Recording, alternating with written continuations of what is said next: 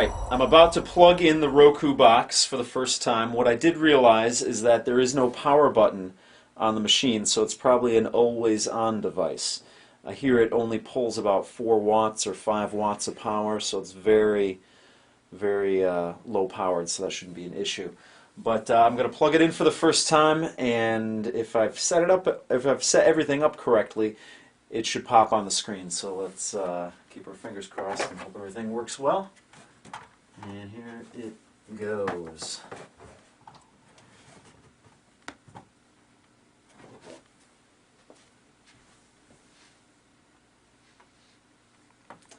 Seems to be okay.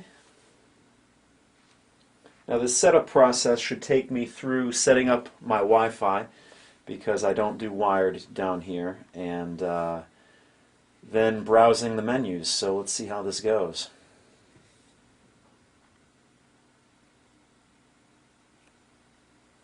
Alright, the first thing we see is a welcome screen. It says, "Welcome to Roku Digital Video Player."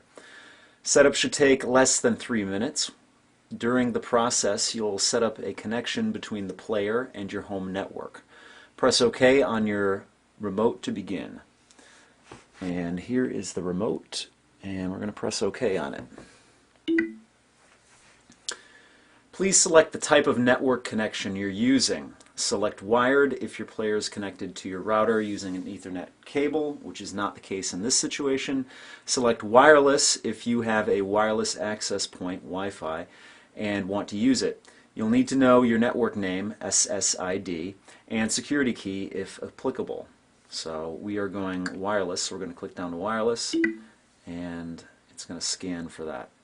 Okay, I placed an edit in there because it showed my Wi-Fi information up there. But it seems like it's collecting the Wi-Fi signal pretty well.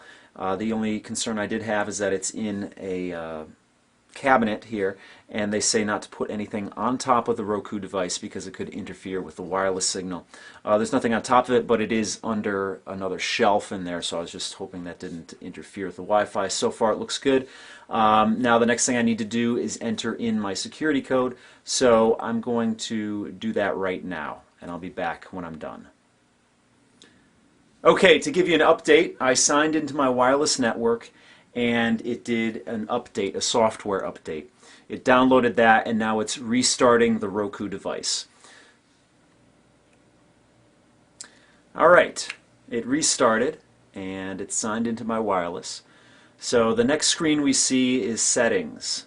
Welcome to the Roku player. Setup should take less than 5 minutes. That seems a little bit 2 minutes more than the last one. You'll be prompted to link your player to your Roku account. Press OK on your remote to begin. I don't have a Roku account, but we'll see how this goes. The next screen says, use the buttons below to set your time zone for the Roku home screen clock. You can modify your time zone settings or turn off the clock at any time in Roku settings. Well, it seems everything's correct here, so we're just going to go down to Done. Okay, the Roku player just directed me to go to roku.com/link. And I had to go onto the website, and since I don't have or didn't have a Roku account at the time, I had to create one online. It took about, I don't know, less than a minute, and set that up, and immediately when that happened, the Roku player linked up with it. And now the screen you see here, it says, congratulations, you have successfully linked your Roku player and it is now set up. To optimize for HD or widescreen TVs, select Set Display Type below. If you are ready to start using your player, simply select Start to begin. Well, it seems like everything's alright, but we're going to go to Set Display Type anyway, just to make sure. We are HDTV 720p. Confirm change. Your display type will now be set to HDTV 720p. Select Confirm below to apply the setting and restart your player. Otherwise, select Cancel to keep previous setting. We're going to go Confirm, and it's going to restart the player again.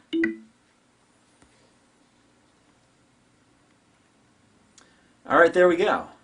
This is what it looks like when it's all set up. And you have immediately you have settings to the way left, you have channel store, and you have 3 channels: Netflix, Amazon Video on Demand, and Hulu Plus.